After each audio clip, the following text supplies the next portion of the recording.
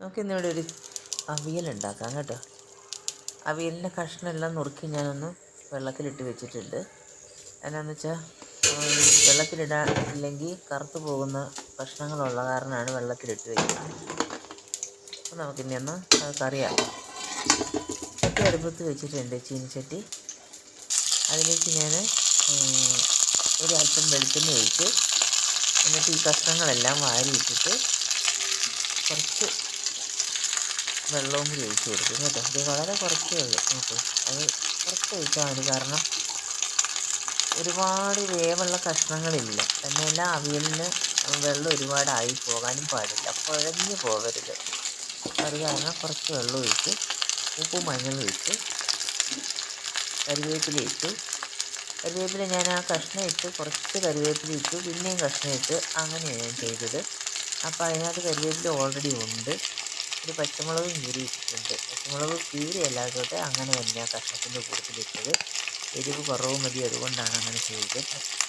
ഉപ്പും മഞ്ഞളും ഇട്ട് അതൊന്ന് അടച്ച് വെച്ച് നമുക്കൊന്ന് ആവി വരട്ടെ. അപ്പോഴത്തേക്കും നമുക്കതിൻ്റെ അരപ്പുണ്ടാക്കാം. ഒരു 2 പിടി തേങ്ങ എടുത്തിട്ടുണ്ട്.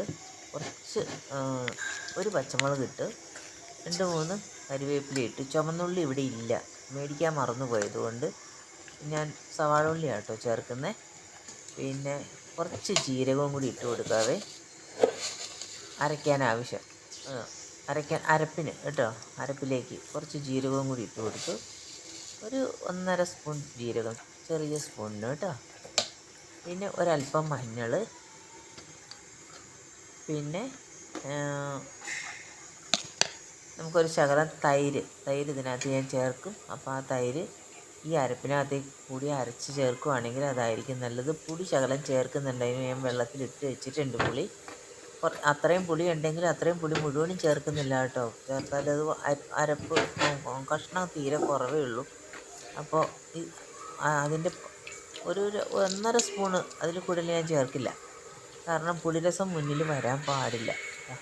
അരപ്പരച്ചിട്ടുണ്ട്. കഷ്ണം അപ്പോഴത്തേക്കും വെന്തോന്ന് നോക്കാം നമുക്ക്. തരിതരിപ്പായിട്ടാണ് അരച്ചിരിക്കുന്നത് കേട്ടോ. കഷ്ണം വെന്തോന്ന് നോക്കാം. കഷ്ണം വെന്ത് കഴിഞ്ഞാൽ നമുക്ക് കഷ്ണം നന്നായിട്ട് വെന്തിട്ടുണ്ട്. കഷ്ണം വെന്തിട്ട് അപ്പോൾ ഇനി നമുക്ക് അതിനകത്തേക്ക് പുളി ചേർത്ത് കൊടുക്കാം. കുറച്ച് പുളി മതി കേട്ടോ. ഒരു 1.5 സ്പൂണോളം അതിൽ നിന്ന് എടുത്ത് ഒഴിച്ച് കൊടുക്കുന്നുണ്ട്. അതിൽ നിന്ന് നേരിട്ടാണ് ഞാൻ ഒഴിക്കുന്നത്, പക്ഷേ അതൊരു 1.5 സ്പൂണോളം അത്രയേ ഉള്ളൂ. ബാക്കിയുള്ള പുളി ഞാനും കൂടെ മാറ്റി വെച്ച് ഇനി ആ അരപ്പും കൂടി ഇട്ട് കൊടുത്താൽ നമുക്കതൊന്ന് ഇളക്കി കൂട്ടിയാൽ അവിയൽ റെഡി. കുറച്ച് പച്ച വെളിച്ചെണ്ണയും കൂടി ഒഴിക്കണം.